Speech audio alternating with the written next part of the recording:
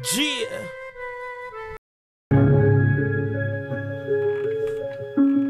Make these niggas rap.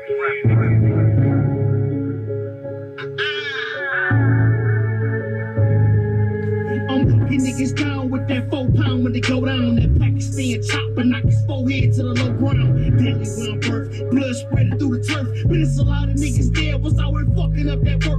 Fucking over niggas' money, playing crazy like you can't be touched. Mobile gas station, drop the window when I fuck him up. Bossing up when I blasting off. What up, though? OG Kenny, O_G_Kenny at Retired from the Streets TV. Thank you for tuning in with me again. Thank y'all for being patient. So I had a lot of criticism, not from like everybody, but I'll say from people in particularly who like tuned into the channel and who was hitting me on Instagram, and they appreciate my bro Finkelworks music, but what they were saying was, being that you're retired from the streets, don't you think it's hypocritical for the type of music you play on your platform? And I'm like, hell no.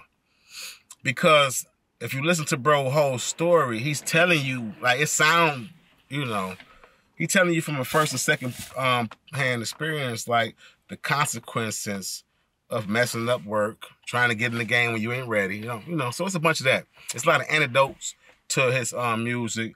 And of course, he's gonna give you a real broad spectrum of it, because he's been through a lot of that stuff. Streets, prison, the beefs, the getting money, to falling off, to getting back on.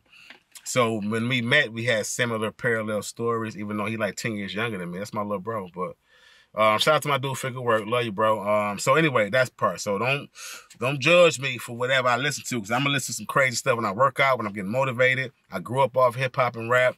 I'm 40-something years old, but I grew up off that mess. So anywho, welcome back.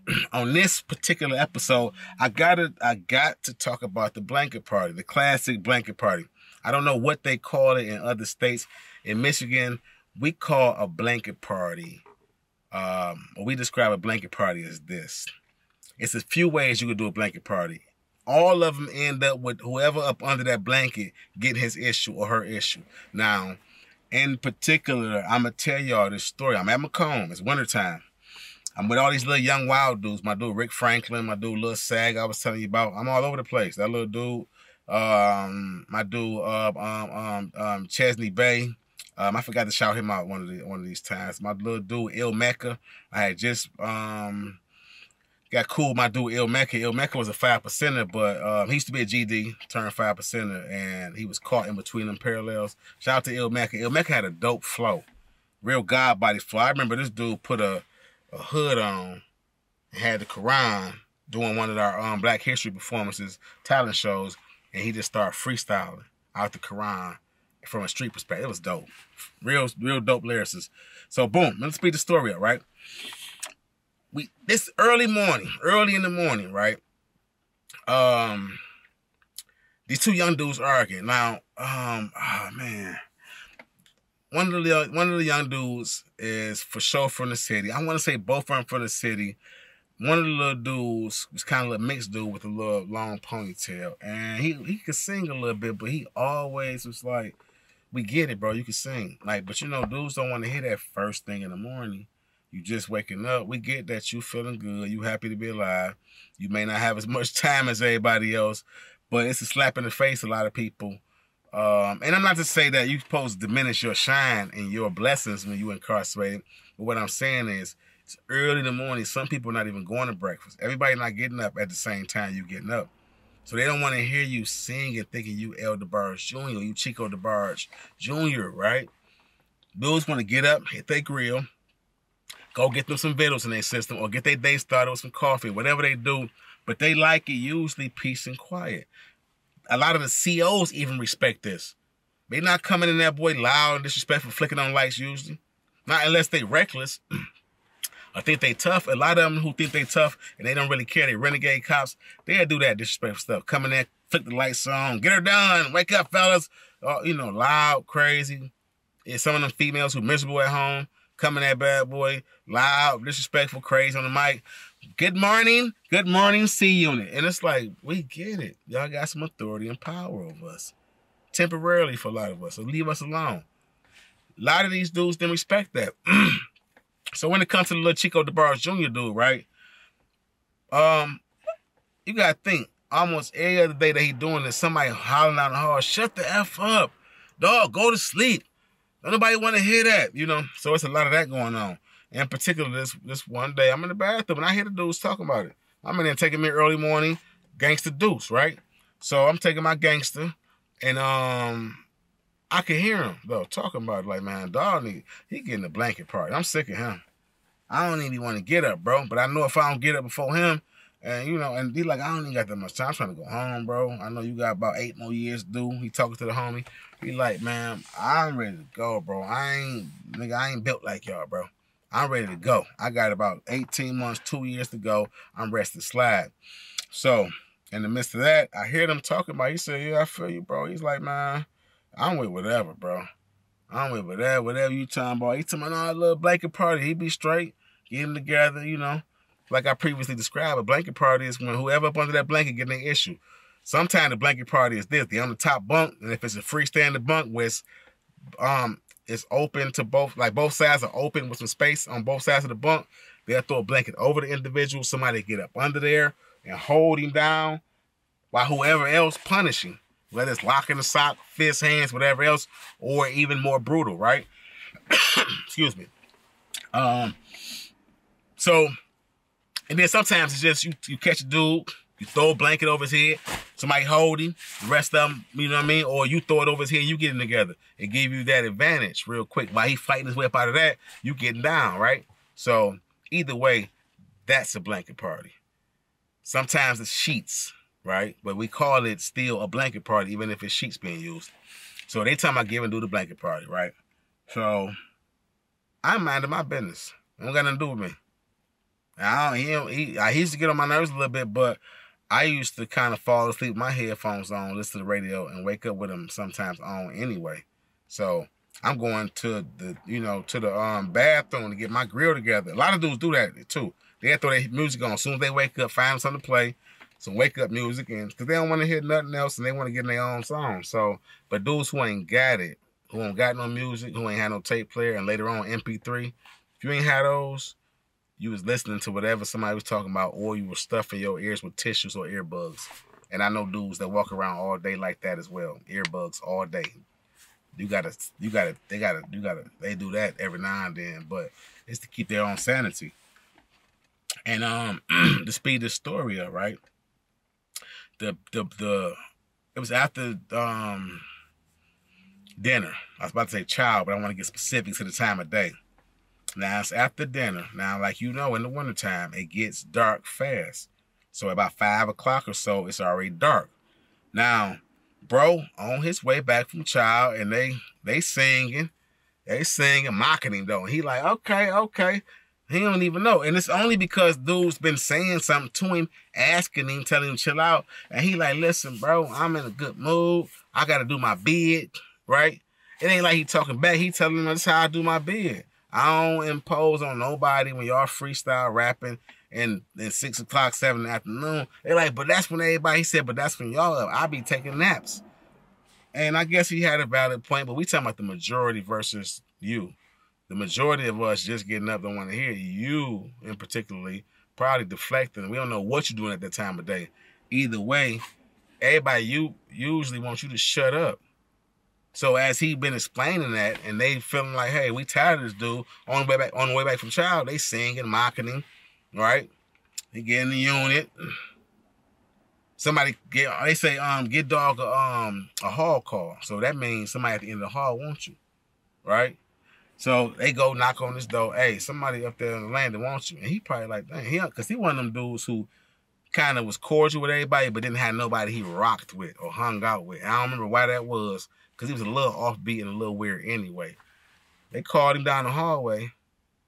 One of the bros called him into the bathroom. I'm seeing it from the end of the hallway because I'm all the way, you feel what I'm saying, at the end of the hallway at this particular time. I ended up moving bunks, and I'll tell y'all why that happened another time, right? But I ended up moving rooms anyway and getting a new bunkie. So when I'm seeing the play, I already know what's going down. Or I feel it. I ain't going to say I know. I wasn't shocked when it happened. I don't say that much because you can kind of feel it, and it looked awkward So I'm like, nobody even mess with dude. He got a hard car. It kind of sounded funny because nobody messed with this dude really. So he walking down the hall. You hear the bro call him in, right? And all I can hear is doom, doom, doom, doom, doom, doom, doom. So we running down there, right? Because we could hear pop, boom, but you can hear the scuffling, flip flop, sliding and flopping. I'm like, oh no, I want to see because I know they've been talking about this blanket party. You get down there, all you see is this dude. They got the blanket, they's twisting it now around his arm and his head. And he got the other arm trying to swing his way out of the situation. But this arm and all his head and all that wrapped up in it as if he was trying to get loose, and they kind of caught him and wrapped him up. And you body shots, man. And most dudes got on flip-flop. That's what's crazy about it. I think one dude had on some gym shoes. But it was all mainly body shots. Couple of dudes kind of gave him a couple of elbows across the head. But mainly body shots, torso shots, and whatnot. Like, man, nobody here. You better shut. What did my man say? You Tweety Bird ass MF. You get up in the morning singing again loud. We'll kill you up in this mother. You know what I mean? So I didn't condone it, but at the same time, I'm still young. I'm fighting my demons, and I like to see some ratchet stuff every now and then. But then, you know, I didn't appreciate it later on in life because I look back at when I'm putting these stories together and remembering them. I'm like, remembering the details without blurring it. I'm like, man, we did a lot of ignorant stuff young in prison and justified it and impeded on a lot of people's peace of mind and their civil rights in an incarcerated situation. Now, I'm not saying that, how do I say this without sounding weird? I'm never surprised when people who commit certain crimes get their issue in prison, when they get dealt with, right? And it turn out bad for them on one level or another, right? And I always say that when it comes to women, children, elderly, the vulnerable people, they off limits. So people that victimize people on that level and whatnot, senseless crimes and stuff, I'm not never feeling bad when they get their issue. I'm not never condoning it neither, but I'm not against it neither. If they got the issue, then they probably had it coming one way or another. But it ain't for me to point and say do that, or for me to execute that. It's not my place. But if it happens, I'm like, hey, that's what, hey, maybe that was his karma. It's not for me to judge, right? So, but I'm saying the whole point of that is like, even with that being said, I want individuals to grow out of that mentality. I want people to really say, man, let dude do him. Come at him like peacefully and with force, maybe sometime, but with the aggressiveness of assault and whatnot, and putting your hands on somebody and possibly catching another case on top of what you do to an individual who's the victim of that, right? When you assaulting people, that's traumatic to some people who may not have ever been through it, or who have been through it so much that it's just a trigger in them that sets them back emotionally, spiritually, mentally. You understand what I'm saying? So I in the context of growing and retiring from the streets and maturing and being able to pass on information as an OG to the younger homies, I say now that remember the butterfly effect. Remember, everything you do has a ripple effect, a domino effect, because everything gets intertwined and connected, right? This is whatever you want to call it, electromagnetic energy, you want to call it a force field, you want to call it the universe, you want to call it the divine intellectual thread that is God or Allah, whatever you want to call it. Just know that we're all connected universally. So when one person does something, it has a direct and adverse effect on everything that the person who's the victim or the receiver of that does, and how they carry that energy and send it. Like, imagine you beating your kid's butt early in the morning, or you could have just talked to them.